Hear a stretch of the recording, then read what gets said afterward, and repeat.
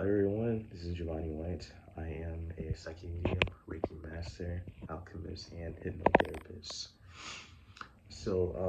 I was thinking that the fascinating thing about King Solomon, his name, and I have a feeling that I strongly believe that King Solomon was an actual person. Maybe some people don't think so.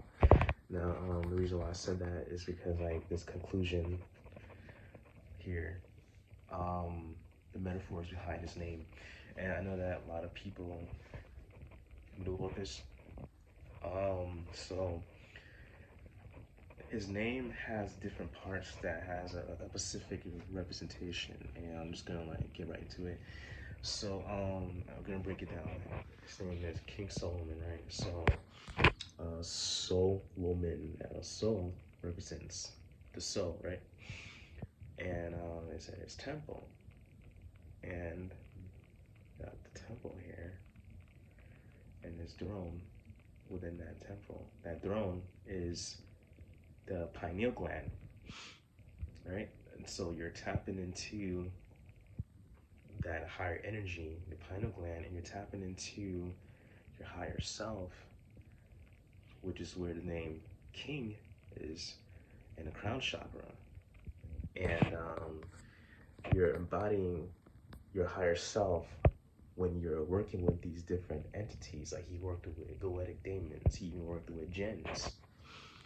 And so you have to be in that high vibration and embodying your higher self when you're working with these entities. And like what I also admire about that is, that was something that I always had did when working with goetic demons, working with jinns, working with gargoyles, dragons, and so on, even angels. Now, you're also working with the 72 Shephros angels, because there's 72,000 crystals around our pineal gland. That's very small.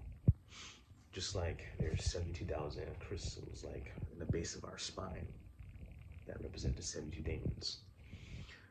But you don't want to work with your lower self, working with these different, excuse me, these different beings. Sorry, I'm actually overcoming the flu. Because like it's not gonna work out for you. You're just gonna be out of control, and so that's what the symbols, the protection circles within the Book of Solomon are, is to not protect you from them, but to protect you from yourself, protect you from your ego self, getting in control, stepping in, and then things just getting out of hand when working with these different beings. Because when you're working with your higher self, you are actually in more control. And I'm not saying being in control of them. You're not trying to like, be like you're above them, or like them being above, like below you, and vice versa. I'm gonna get more into that. So, now I remember the time where King Belial and also Asmodeus expressed that they loved that I understood the fact that a lot of people created these deities that they're worshiping, like within Hinduism, Norse paganism, Greek mythology, and so on. And that I see myself as equal, like working along with them equally, but not giving my energy away as if like I'm supposed to like bow down to them, and not in a disruptive way, like not in a way of seeing myself above them, like do what I say, blah blah blah, this and that, but respectfully working along with them, not as above, not as below, but we're working compatibly together because we created them. But you see people kissing their asses, kissing these deities' asses, worshiping them, like you're not shit compared to them. And like King Belial loves the fact that there are those who can embrace a higher self when working with them, especially the goetic demons, and understanding our sovereignty as gods, I'm not going to say goddess because I see God as a whole of yin and yang, masculine and feminine, but people taking that out of context and only seeing God meaning masculine. So it is cringe for people like kissing deities' asses, and even these deities feel that then, you know, they're not gonna like want to give them what they want and work with them because they're doing this until they understand their soul routine. And people not understanding that, you know, you have to embrace your higher self. You have to be in that high vibration from your heart chakra, because you're working along with them when you're manifesting. Some of these entities bring in things to fruition fast, some take it slow, because before things manifesting quickly, there has to be some lessons there or some ways to work through that, or you having to work on getting alignment to what you're trying to manifest when you're working with their energy. So it's like you have to resonate with their energy in a way, like as you're embodying your higher self, the God energy, the heart, love. So,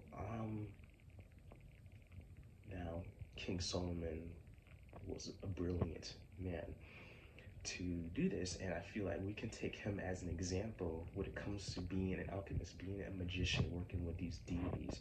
We need to pay a lot of attention, not only to pay attention to Jesus, because like Jesus is also an example of you know, working as our higher self, you know, working through that. And so people have to like pay attention and then let go of the BS about these different these paths here, when people want to look down on Jesus because of what Christians have done.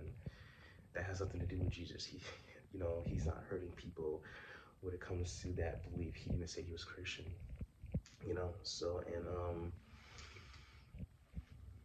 and people need to like understand that. Okay, so you know, allow Jesus to be that influence there. He's just in the master, so I would say he's number one. But also allow the King Solomon to also be that example of when it comes to working with these different entities, and also have respect for them. Remember that, be respectful, and obviously approach them um, being a balance within yourself. If there's some things that you're dealing with mentally or emotionally, I would say just make sure you at least do some inner work on yourself, and then get in balance, and learn to detach from a lot of things within this three-dimensional realm, so it can be more easier for you to embody your higher self and be within that love frequency, and you know, release attachments and expectations. So that's what I wanted to say to you guys. Once again, I'm Giovanni White. I am a psychic medium, Reiki master, hypnotherapist, and alchemist. Have an awesome day.